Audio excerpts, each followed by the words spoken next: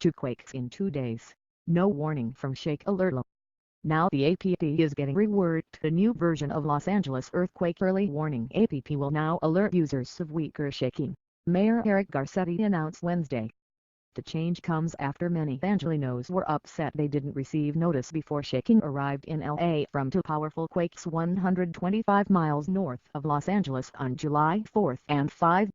The new threshold will trigger alerts on the city-owned ShakeAlertLA app when weak shaking is forecast to arrive in Los Angeles County, a level of shaking, according to the Modified Mercalli Intensity Scale, that is felt quite noticeably by people inside, especially on upper floors of buildings, but may not be felt by other people, especially those outside.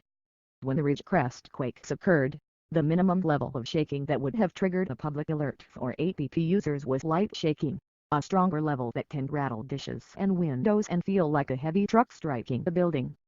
But the city's app did not send an alert because the U.S. Geological Survey's Shake Alert system forecast only weak shaking to arrive in LA. The forecast was slightly off. In fact, light shaking was felt across much of Los Angeles.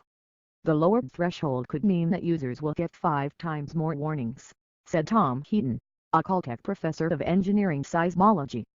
But, given the public demand for more warnings, the mayor said he thought now was a good time to lower that threshold. I think it was smart to start more conservative, Garcetti said Wednesday at a news conference announcing the change. It's now clear that people would rather feel more reassured just to get that alert, even when they know there won't be damage. Scientists familiar with the system thought the earthquake early warning system performed well. They pointed out that, generally speaking, the system was designed to sound an alarm only before shaking arrived with such an intensity that it could produce damage. The Los Angeles area had almost no reports of significant damage from the July 4-5 quakes. But experts have now concluded that the public would be better served by also receiving warnings to prepare for shaking that, while not damaging, can still be pretty scary. Wouldn't it have been cool to know it ahead of time? Was a common question Garcetti said he received after the quakes. People want lower threshold alerts. I think that is loud and clear in terms of what we're hearing from people, Berkeley Seismology Lab Director Richard Talent told a webinar held by the National Academies of Sciences, Engineering and Medicine last month. They don't just want warnings for damaging earthquakes. They want warnings for experienced earthquakes.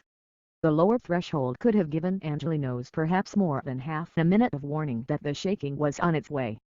While the city's ShakeAlertLA app remained silent, the USG's backbone computer earthquake early warning network, ShakeAlert, did detect the July 5 earthquake about 49 seconds before the strongest shaking waves arrived at Los Angeles City Hall. That's part of a sort of generational change that is going on right now, Fallon said. People would rather have more information than less information, and be able to decide what to do with it. The new threshold for ShakeAlertLA means that computers will immediately analyze any earthquake of magnitude 4.5 or greater to determine whether weak shaking, intensity level 3 on the Modified Mercalli Intensity Scale, is expected for Los Angeles County. The old threshold analyzed quakes of magnitude 5 or greater and would generate an alert only if the system forecast light shaking for LA, or intensity level 4 on the Mercalli scale. Some scientists worry that lowering the threshold too much will cause users to not take early warnings seriously. Because smaller quakes are much more common than big ones, there's a fear that people won't act appropriately when they get an alert forecasting a truly devastating event. Our fear is that they will become desensitized to the alerts and not act to protect themselves in those instances where they really do need to, said Doug Given, the USG's Earthquake Early Warning Coordinator. We're encouraging people to take even the lower threshold alerts as an opportunity to practice what they really ought to be doing, which is to drop, cover and hold on. A future option for the app could be to announce different types of warnings, something less urgent for shaking that probably won't cause damage. For instance, officials said they can always adjust the threshold if the new setting triggers too many alerts. More than 800,000 people have downloaded the ShakeAlertLA smartphone app on the iOS and Android systems, which issues warnings for users physically in Los Angeles County when an earthquake strikes. Of those, 300,000 were downloaded following the first of the big ridge crest quakes.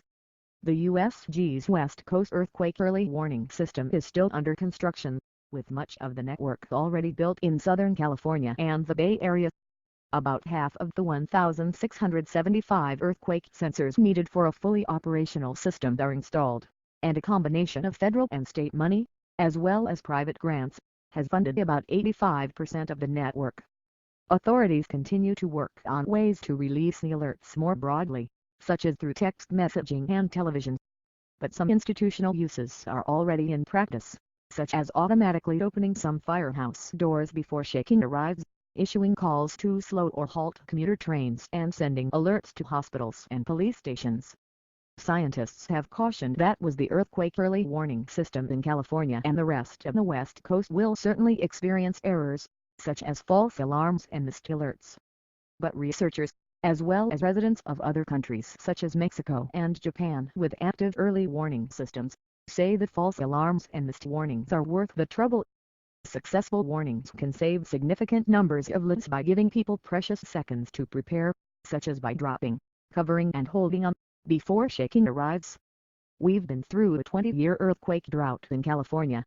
Most of us are rusty at dealing with earthquakes, and many of us have never dealt with earthquakes at all, said Heaton, the Caltech professor. This is sort of the first time we're back in this, and the goal of a system like this is to provide you with some information. Yeah, this is really dangerous, or, it's another aftershock,